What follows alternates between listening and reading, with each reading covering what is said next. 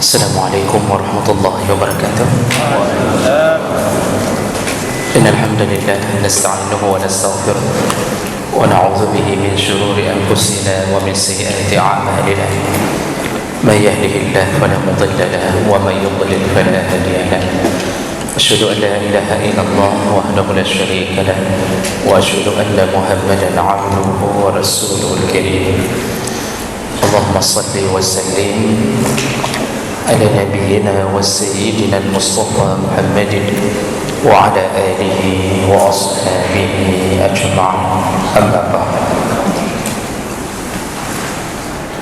رب اشرح لي صدري ويسر لي أمري واحلل عقدة من لساني يفقهوا قولي. Segala puji bagi Allah, kemudian salawat dan salam kepada Rasulullah, kepada keluarga dan seluruh sahabat-sahabatnya. Ya Allah, muliakan insyaAllah para pengurus masjid, bapak-bapak dan ibu-ibu, jemaah salat maghrib dan Isya. Semoga kedatangan kita menjadi pahala di sisi Allah SWT. Bapak ibu yang dimuliakan Allah, kita akan sambung pelajaran kita. Kita masih membahas tentang adabuz zabai, adab-adab atau sunnah-sunnah di dalam urusan menyembelih kurban. Dan di pertemuan yang sebelumnya kita sudah membahas beberapa sunnah atau anjuran sebelum melakukan kurban. Di antaranya hendaknya seseorang berkorban benar-benar semata ikhlas karena Allah, benar-benar hanya mencari ridha Allah. Kemudian jangan berkorban dengan sumber harta yang haram, karena dipastikan tertolak di sisi Allah Subhanahu wa taala. Jangankan yang haram, syubhat pun kalau bisa jangan disentuh. Karena di antara halal dan haram itu ada satu urusan yang bernama syubhat. Harta syubhat tidak jelas halal haramnya, jangan digunakan karena takut jatuh kepada yang haram. Nah, berikutnya jangan, yang sudah kita bahas yang lalu, jangan sampai membeli binatang kurban yang benar-benar membuat tidak sahnya kurban. Terutama ada 4 aib yang tidak boleh ada: buta, sakit, pincang, dan terlalu kurus. Sedangkan yang lain bisa jatuh kepada kemakruhan.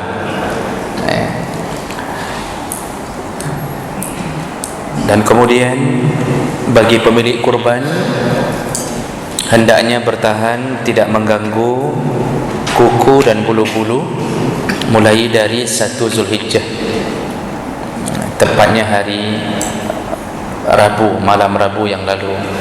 Jangan diganggu bulu dan kuku-kuku sampai selesai penyembelihan. Berdasarkan hadis Nabi SAW, dan itu tujuannya Imam Nawawi mengatakan di dalam Majmu' Syarah Muhazzab, untuk memperbanyak anggota tubuh yang menjadi saksi di hari kiamat bahwa kita telah memelihara sesuatu yang Nabi suruh untuk mendapatkan surga Allah Subhanahu wa ta'ala. Jadi nanti selesai penyembelihan baru kita kembali memotong kuku dan mencukur bulu, kecuali mudarat. Arti mudarat, bagi sebahagian orang mungkin bulu yang tumbuh, jenggot atau jambang menyebabkan mudarat baginya, terlalu gatal sehingga tidak bisa salat lagi, atau tidak bisa khusyuk, maka tidak mengapa. Tapi bagi kita yang normal-normal saja, sebaiknya jangan ganggu bulu dan kuku-kuku sampai selesai penyembelihan. Dan yang terakhir kita bahas yaitu hendaknya membeli binatang kurban beberapa hari sebelum dikurbankan, lalu diikat sebagai syiar sekaligus menampakkan rasa cinta, dan disuruh muliakan. Selama dalam peliharaan kita disuruh muliakan. Makruh hukumnya untuk memerah susunya Lalu juga makruh untuk mencukur bulunya, artinya wol. Kalau kibas ada bulu yang bisa dijadikan benang wol, itu makruh untuk dicukur. Kemudian jangan jadikan dia sebagai alat membawa barang, kenderaan untuk membawa barang, dan jangan menaikinya, jangan menjadikannya kenderaan. Jangan suruh kerja yang berat-berat. Jadi suruh berbuat baik kepada binatang kurban sebelum disembelih, disuruh berbuat baik. Jaga betul-betul bicara yang lembut dengannya, jangan bicara kasar-kasar. Dan waktu dibawa ke tempat penyembelihan, maka bawalah dengan keadaan jamilan la anifan, bawalah dalam keadaan yang baik, lembut, jangan kasar kepadanya, jangan menendangnya dengan kaki, jangan menarik di kakinya. Jadi ini tujuannya adalah memuliakan binatang yang akan kita sembahkan ke Allah. Jadi tujuannya sebenarnya karena prosesnya menuju ke Allah. Walaupun dalam hari-hari tetap memuliakan binatang ada adabnya juga, dan kita belum membahas itu. Nah, baik, itu adab atau sunnah sebelum disembelih. Sebelum disembelih. Kemudian dalam proses penyembelihan ada sunnah-sunnah Nabi yang lain. Ini diatur oleh para ulama berdasarkan hadis-hadis Nabi sallallahu alaihi wasallam. Yang pertama, yustahabbu li muridit tadhiyah ay yazbaha bi nafsihi.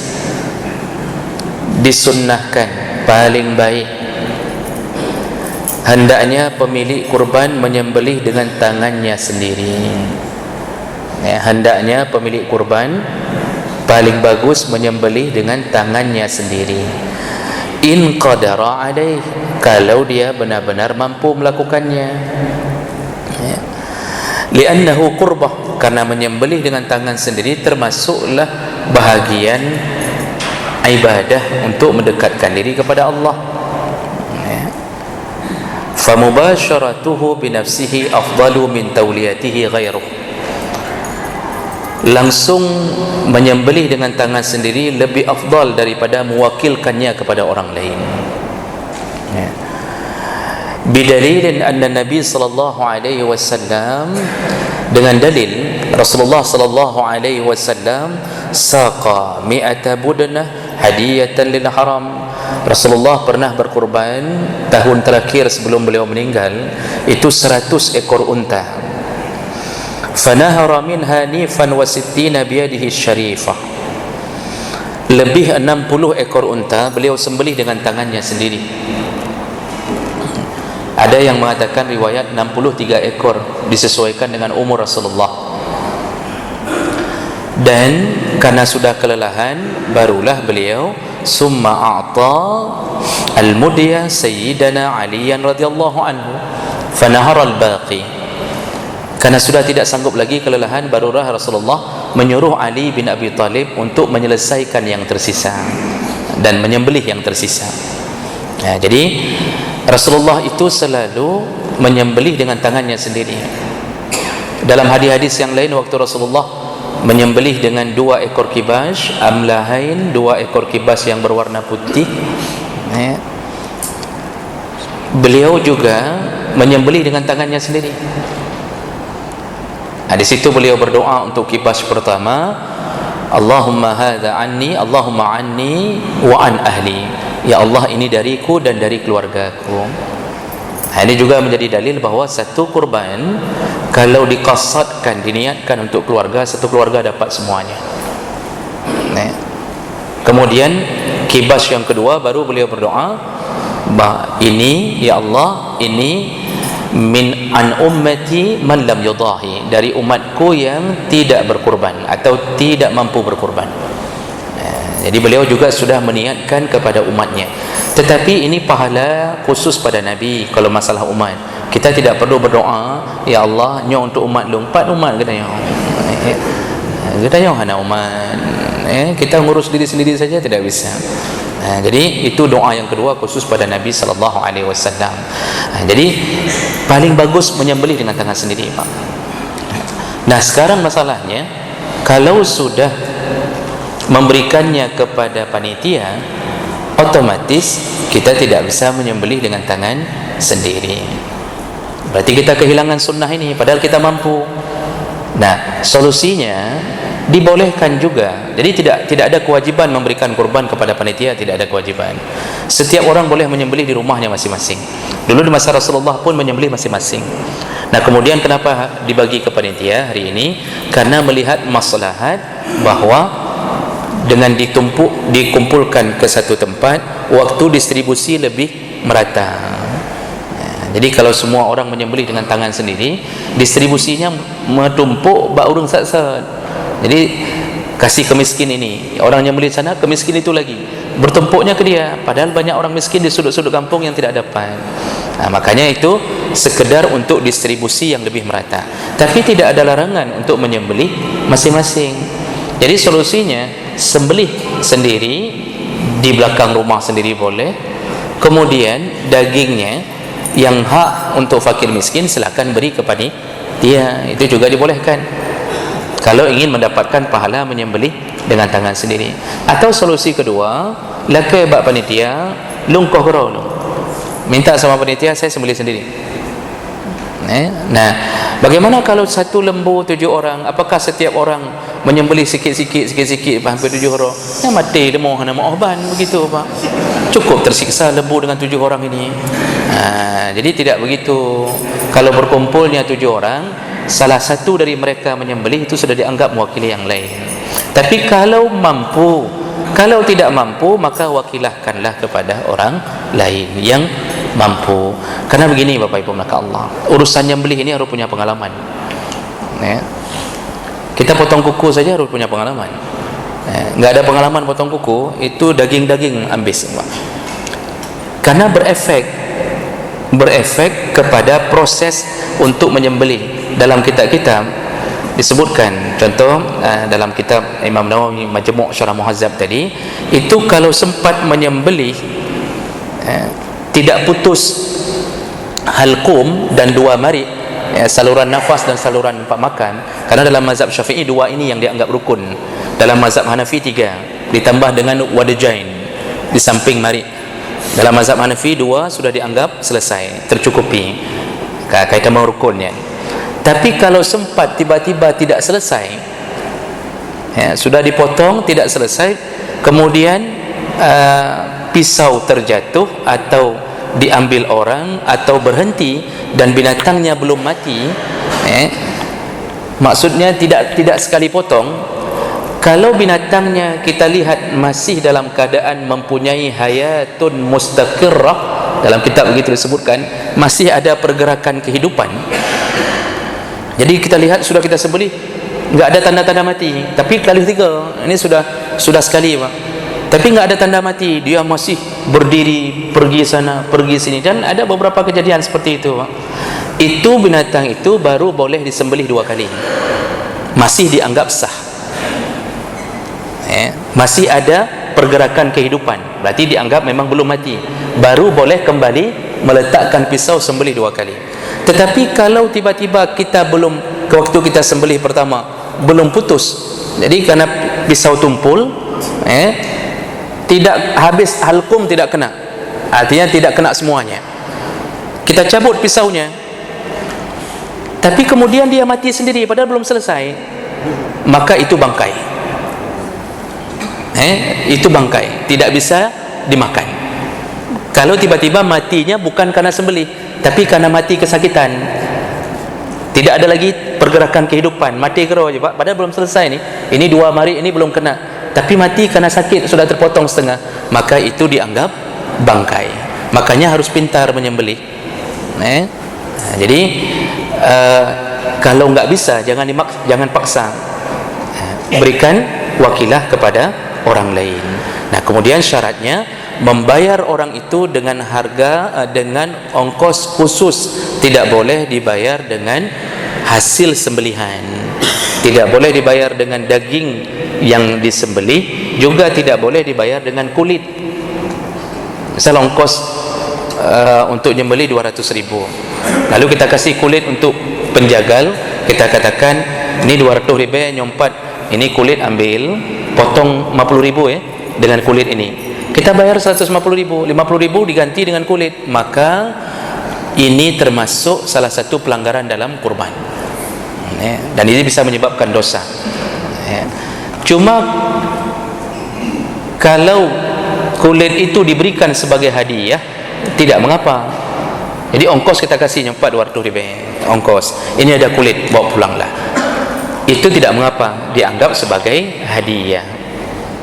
Karena ini banyak permasalahan kurban, akan banyak masalah yang detail-detail yang dibicarakan. Nanti kadang-kadang muncul masalah, bolehkah panitia kurban makan-makan dengan daging kurban, padahal panitia kurban bukan pemilik kurban. Jadi kebiasaan di kampung-kampung, panitia kurban itu mengambil dari bahagian sembelihan kurbannya lalu masak, makan rame-rame, padahal mereka bukan pemilik kurban. Panitia itu bukan amil kurban, Pak. Yang ada bicara amil itu dalam urusan zakat. Kurban tidak ada amil. Panitia itu hanya orang yang menolong untuk meringankan orang lain dalam urusan berkurban, dan pahalanya besar. Panitia pahalanya besar, cuma bukan amil. Tidak ada jatah apapun kecuali dengan seizin pemilik kurban. Jadi masak-masak bagi panitia kurban dibolehkan, syaratnya izin dari pemilik kurban. Karena pemilik kurban boleh memberikan kepada orang lain 2/3. Sepertiga dia makan, sepertiga dia berikan kepada al-qani' yang tidak membutuhkan, yaitu suka-suka dia. Boleh ke gurunya, boleh kepada saudara-saudaranya, boleh kepada ustaznya. Kalau bisa ke ustaz lebih banyak dikasihnya. Itu terserah dia, suka-suka dia. Sepertiga lagi untuk fakir miskin. Nah, yang suka-suka dia ini boleh diambil oleh panitia, tapi syaratnya izin dari pemilik kurban. Jadi panitia hanya berangkau. Jangan sampai panitia lebih reman daripada pemilik kurban. Jangan sampai panitia lebih reman daripada pemilik kurban, karena urusan itu semuanya adalah mutlak kepemilikan dari pemilik kurban. Jadi minta izin dari pemilik kurban, kiban jet dacok bacut untuk kita makan di hari itu, boleh, silahkan saja. Karena ada hak dari pemilik kurban memberikan suka-suka yang tidak membutuhkan, artinya tidak butuh orang kaya atau segala macam. Nah, baik, jadi kalau begitu sunnah hukumnya menyembelih dengan tangannya sendiri. Berikutnya, wa yustahabbu ay yahdura al-mudahi az-zabha. Sunnah berikutnya adalah pemilik kurban hendaknya hadir menyaksikan kurbannya. Waktu proses penyembelihan kurban hendaknya hadir. Karena Nabi mengatakan kepada Fatimah, wahai Fatimah, qumi ila udhiyatiki, bangun wahai Fatimah, pergilah ke tempat penyembelihan kurbanmu, fashhidiha, saksikan proses penyembelihannya, fa innahu yaghfiru laki inda awwali qatratin min damiha kulla zambin amaltihi. Karena darah yang menetes dari binatang kurbanmu bisa menghapus dosa-dosamu, kata Rasulullah kepada Fatimah. Ini hadis dari Umran bin Husain, riwayat Al-Hakim, Baihaqi dan Tabrani. Nah, Bapak Ibu, maka Allah Subhanahu wa taala, jadi hukum menyaksikan proses penyembelihan sunnah, sebaiknya datang. Dan itu tidak bisa diwakili oleh bukan pemilik kurban. Jadi misal yang berkorban bapak, jangan suruh isteri dong hai lonja, kaji akah mentang, atau suruh anak, beda. Itu tidak disebut menyaksikan. Juga tidak bisa diwakili dengan video call. Bapak kasih kurban di sini, lalu bapak pulang ke bandar, lalu minta sama teman di sini, ka video saja, lu nak nging bahana pahala. Tidak disebut menyaksikan kalau melalui kamera. Karena yang disuruh oleh Rasulullah, wahai Fatimah, bangunlah, datanglah. Disuruh datanglah. Yang tidak bisa menyaksikan proses penyembelihan, maka tidak membuat sembelihannya berkurang, tetap sah, tetap sempurna pahala, cuma tidak dapat pahala menyaksikan saja. Itu saja kekurangannya. Nah, jadi jangan bersedih, karena orang macam-macam, Pak. Ada yang nggak bisa lihat darah, ada yang tidak tega lihat kambingnya sendiri untuk disembelih karena terlalu sayang kepada kambingnya. Nah, kemudian ada yang berhalangan. Nah, itu hanya kehilangan pahala menyaksikan. Jadi hukumnya hanya sunnah. Jadi kalau bisa datang, datanglah saksikan. Nah, kemudian wa yustahabbu ay yatawajjah az-zabih ila al-qiblah. adab berikutnya atau sunnah berikutnya adalah sunnah hukumnya penyembelih menghadap ke kiblat. Penyembelihnya menghadap ke kiblat. Ini bapa ingatkan bagi para penyembelih. Karena ada sebahagian penyembelih enggak pernah ikut pengajian. Budgoknya cuma sembelih saja. Pengajian enggak ikut, hukum fikih tidak tahu. Makanya pertanyaan minggu lalu, bagaimana kalau penyembelihnya tidak solat? Karena berhubungan dengan doa, doanya tertolak sisi Allah, benar. Bahwa orang maksiat itu sebaiknya jangan diutamakan. Jadi Bapak Ibu, kalau mau kasih perwakilan untuk sembelih, carilah kalau bisa orang yang saleh. Cari orang yang saleh. Jangan cari apa da'a yang tidak pernah solat. Karena dia enggak tahu apa-apa. Hanya gedepu-depu. Jadi disuruh menghadap ke kiblat. Lalu kemudian binatang sembelihannya pun kemudian dihadapkan ke kiblat setelah ayuzajja' zabiha ala jamihal aisar, setelah direbahkan ke rusuk binatang ke kiri, direbahkan ke kiri. Jadi rebahkan kambing ke rusuknya yang kiri, lalu hadapkan wajahnya setelah direbahkan ke arah kiblat. Itu sunnah, karena ini berdasarkan hadis Nabi sallallahu alaihi wasallam. Berikutnya, ini tidak lama, cuma ada beberapa. Berikutnya, pemilik kurban sebelum disembelih itu sunnahnya ayyad'u al-mudahi. Pemilik kurban hendaknya berdoa. Pemilik kurban, ya kan tadi sudah disuruh saksikan, lalu di situ kita berdiri, disuruh berdoa sebelum disembelih oleh orang yang kita wakilkan. Bagaimana doanya? Satu hadis dengan hadis kepada Fatimah tadi, Rasulullah mengajarkan doa kepada Fatimah, Allahumma minka. Jadi sebelum disembelih baca doa Allahumma minka, ya Allah ini darimu, walaka salati. Kemudian menyebutkan dan untukmu lah ya Allah salatku, dan sambung dengan doa iftitah yang kita baca hari-hari, walaka salati wa nusuki, sembelihanku, wa mahyaya, kehidupanku, wa mamati, kematianku, lillahi rabbil alamin, semuanya kepada Tuhan yang menciptakan alam. La syarika lahu wa bizalika umirtu wa ana minal muslimin. Ini doa yang diajarkan Nabi kepada Fatimah sebelum menyembelih. Allahumma minka, ya Allah ini darimu, walaka, langsung sambung ke doa iftitah, walaka salati wa nusuki wa mahyaya wa mamati lillahi rabbil alamin, la syarika lahu wa bizalika umirtu wa ana minal muslimin. Ini doanya. Atau paling singkat boleh mengucapkan Allahumma hadza minka walaka, ya Allah ini darimu dan kupersembahkan untukmu. Itu juga ada riwayat yang lain yang menyebutkannya. Itu bagi orang yang memiliki kurban. Jadi waktu ada hina dah berdoa. Berikutnya menyembelih. Ketika ditarik pisau diletakkan di atas leher binatang kurban, disitulah disuruh baca adab-adab dalam menyembelih, yaitu bismillahi Allahu akbar, boleh sekali, boleh 3 kali, karena ada beberapa hadis yang menyebutkan itu. Lalu bersalawat kepada Nabi, bersalawat kepada Nabi sallallahu alaihi wasallam, lalu mengucapkan kalimat Allahumma taqabbal minni, ya Allah terimalah dariku. Ini diucapkan kalau yang menyembelih dengan tangan sendiri, ya Allah terimalah dariku. Tapi kalau diwakilahkan kepada orang lain, orang itu tadi yang membaca bismillah, pasti taruh pisau, bismillahi Allahu akbar, bersalawat kepada Nabi, Allahumma taqabbal min, ya Allah terimalah dari fulan, sebutkan nama pemiliknya. Jadi terimalah dari fulan, bukan dariku lagi, karena bukan dia pemilik. Dia kita bayar lagi, hanya urusan dengan kau ni kita bayar dia. Jadi dia mengucapkan ya Allah terimalah dari fulan. Kalau satu lembu ada 7 nama, maka diucapkan 7 nama tersebut. Tapi yang perlu kita ketahui, mengucapkan nama, membaca nama itu bukan sebuah kewajiban. Itu hanya anjuran. Kalau tidak terbaca, tetap Allah tahu ini milik siapa. Maka disebutkan dalam kitab-kitab Syafi'i yang dilihat dari niat pemiliknya, bukan terbaca atau tidak namanya. Karena nanti di situ Pak, ada orang yang lupa dibaca nama, ngamuk-ngamuk dia, apakah anak baca nandung? Hanya kebut, hampir marah-marah. Ada yang dibaca namanya salah nama, ada yang lupa dibaca titelnya, tertinggal, LCMA tertinggal Pak, bengeh betabahnya. Padahal itu bukanlah sebuah kewajiban. Enggak dibaca pun kita sudah tercatat sebagai pemilik korban.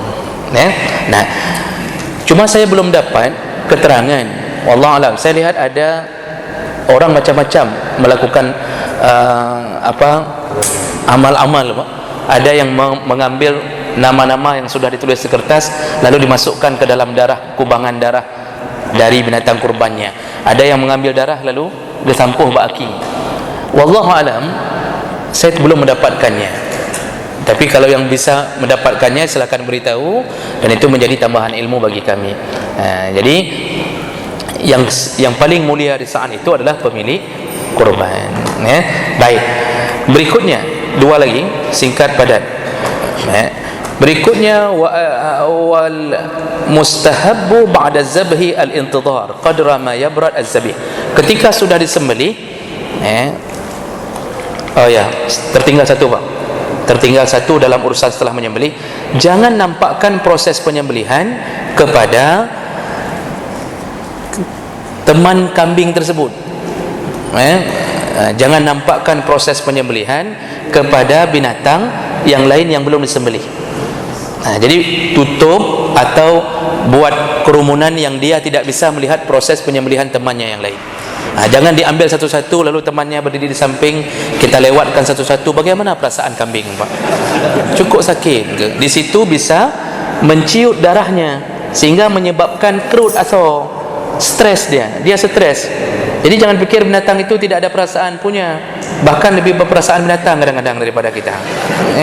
Nah, jadi dia lihat temannya disembelih itu pasti merasa itu stres. Begitu dia stres menyebabkan tidak segarnya daging yang dia miliki. Makanya dalam banyak kitab disebutkan jangan nampakkan proses penyembelihan kepada yang lain. Sabar-sabar tadi, satu-satu atau buat pemisah. Nah, berikutnya wal mustahabbu ba'da zabhi al-intidhar qadra ma yabradu az-zabih wa taskun jami' a'dha'ihi. Janganlah seseorang menguliti binatang tersebut sampai benar-benar dingin. Yabrad az-zabih, binatang sembelihannya benar-benar dingin dan seluruh anggotanya sudah tenang. Jadi tidak ada lagi pergerakan-pergerakan sakaratul maut. Baru diambil, dikuliti. Jangan ketika dia masih bergerak-gerak, masih panas karena merasakan sakitnya sakarat, lalu sudah kita ambil lalu kita kuliti. Tidak beradab kepada binatang. Tunggu dulu, tenang, biarkan dulu sampai hana mekek-kek sampai tidak bergerak-gerak lagi, baru silahkan diambil, baru dikuliti. Nah, baik, inilah yang diajarkan oleh semua mazhab tentang proses adab atau sunnah-sunnah ketika proses penyembelihan tersebut. Baik, demikian karena waktu yang memisahkan kita. InsyaAllah kita bertemu setelah lebaran, insyaAllah, setelah selesai hari-hari tasyrik, karena minggu nanti masuk hari tasyrik dulu. Baik, demikian. Subhanakallahumma bihamdik, asyhadu an la ilaha illa anta, astaghfiruka wa atubu ilaik. Wassalamualaikum warahmatullahi wabarakatuh.